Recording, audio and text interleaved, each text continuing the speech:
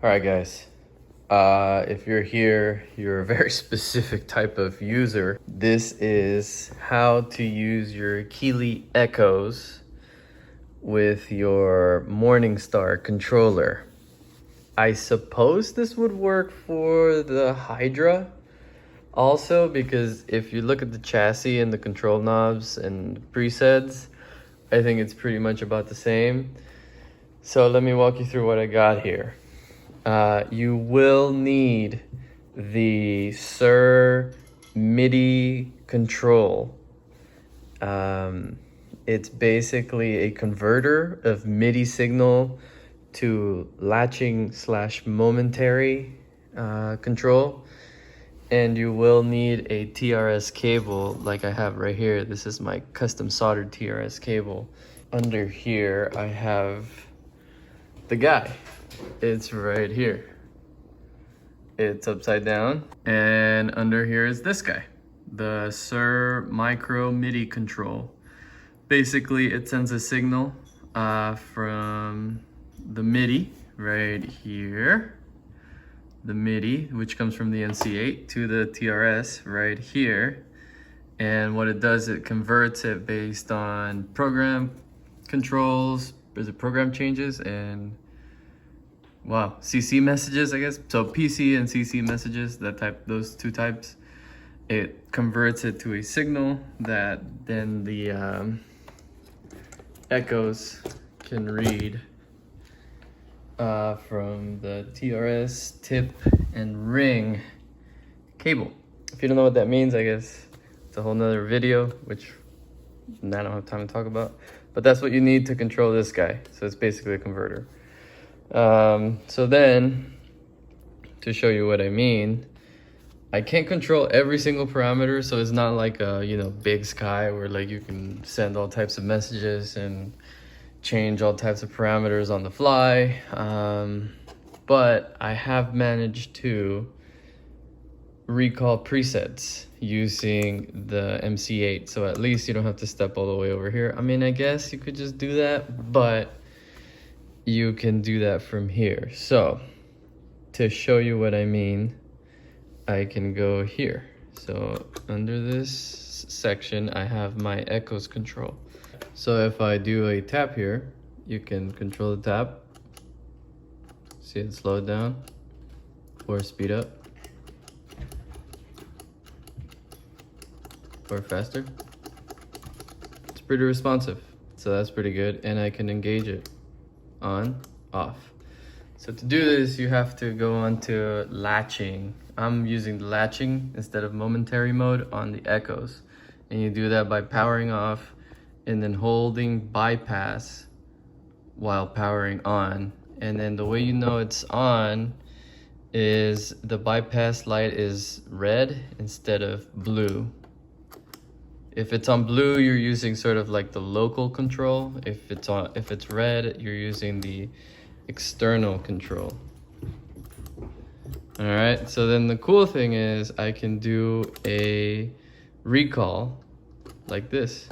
So as you see me cycling through my presets here, the way I've programmed it is so that I can double tap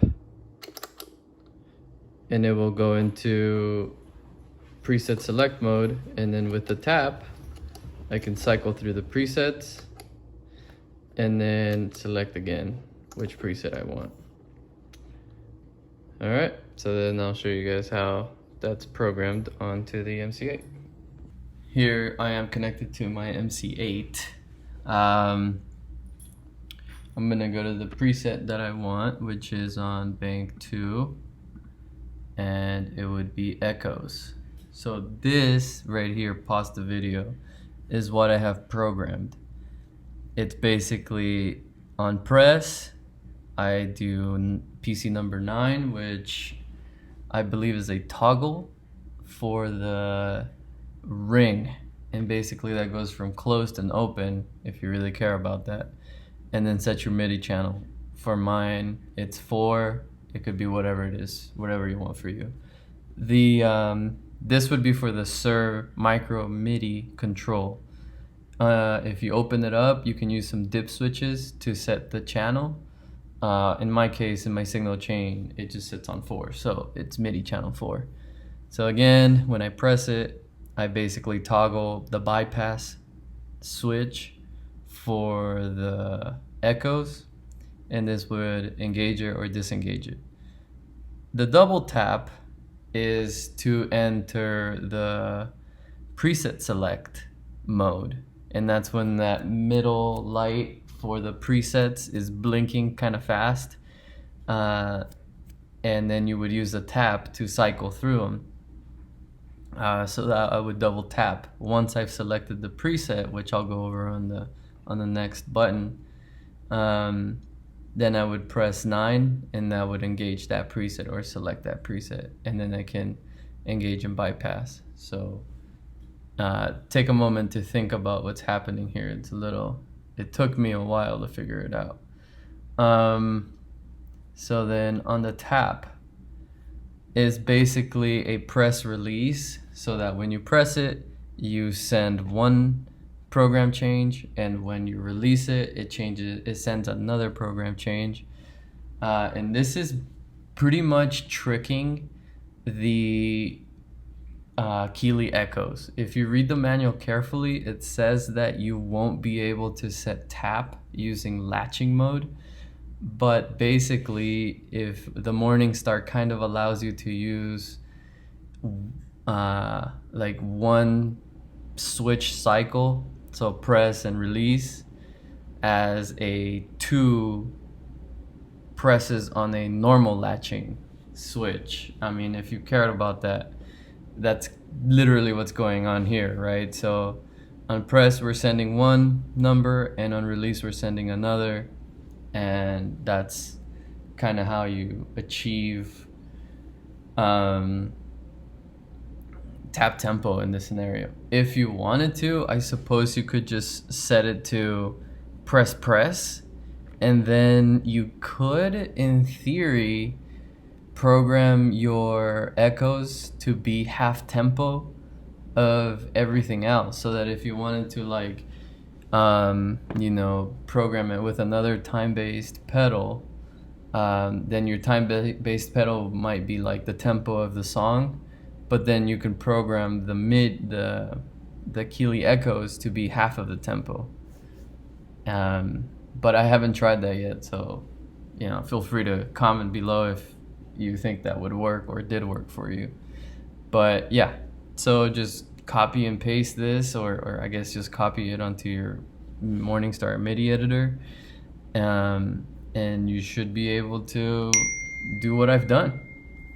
This is my wife's computer. You should be able to do what I've done. Other than that, it's pretty simple. Unfortunately, I haven't been able to figure out how to press one button and recall a preset on a Big Sky or any of the Strymon stuff. I'm still trying, but I don't think it's going to be possible. This is already a lot to get from this one, so you can't fully get away from it being sort of a manual control, but at least you can kind of centralize your control of all your pedals onto the Morningstar, which is what the Morningstar's for, instead of you kind of dancing around the pedal board. If you have a big pedal board like the one I have, this would definitely make that simple, and including the tap is nice. So I hope that helps. Feel free to comment below. Let me know what you think. Let me know if it worked or didn't work for you. I suppose I could send you my file. Maybe I could save this to file and send it to you via email if you really wanted it, but I don't know. Comment below if you want to talk about the Morningstar MIDI editor. I'm having a lot of fun with it, and I hope you are too. So check out the other videos and let me know what you think. See you guys later. Alright, so this is a bit of an update here that I figured out after I made the video. Basically, it's not a one-to-one MIDI conversion, so you're dealing with a entirely different system, so we're basically trying to hack it in a sense. So, but you can make this switch to be a toggle, so from a 2-switch position for the MIDI for the MC8 controller, and that will bypass, right? So on, you see I like it to do that when I have it engaged. That tells me to turn it off, and it will turn it off, right? But here's the thing I want to show you that this is kind of complicated and very confusing. It won't always work if you double tap it. So right there, you see how it's kind of fast blinking? Means I can choose a preset, right? And I can choose one. So let's just choose like 2. And I select it, right? But if I double tap it again, it won't work. You see that? Instead, it will just engage the pedal. So then I have to double tap it again. And now it's blinking, so I can select. Let's select 1 in this scenario, right? And if I double tap it now, it won't work. You see, so it's not a perfect fit. And I don't know. This is the way I've got it to work.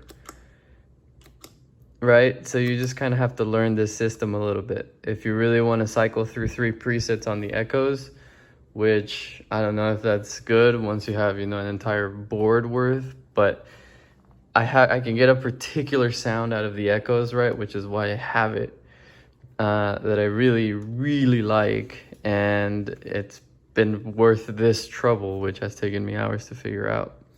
Yeah, if you really wanted to cycle through 3, which I believe you could get 3 very unique sounds out of this pedal, that's how good this pedal is, then you are going to have to learn this sort of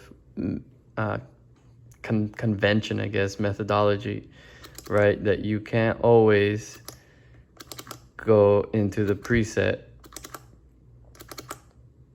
You kind of have to figure it out for yourself a little bit. But once you do, it should be good. And honestly, I don't see myself cycling through 3 of these presets in a set. Maybe a very complicated set, but even then I would kind of set points so that it progresses that way. I'm not too worried about it because I can do so much other stuff, and 1 preset is enough. But if you really wanted to get crazy, you could build it in and figure it out. Yeah, I mean, nothing's perfect, but this is how you get MIDI on your Echoes.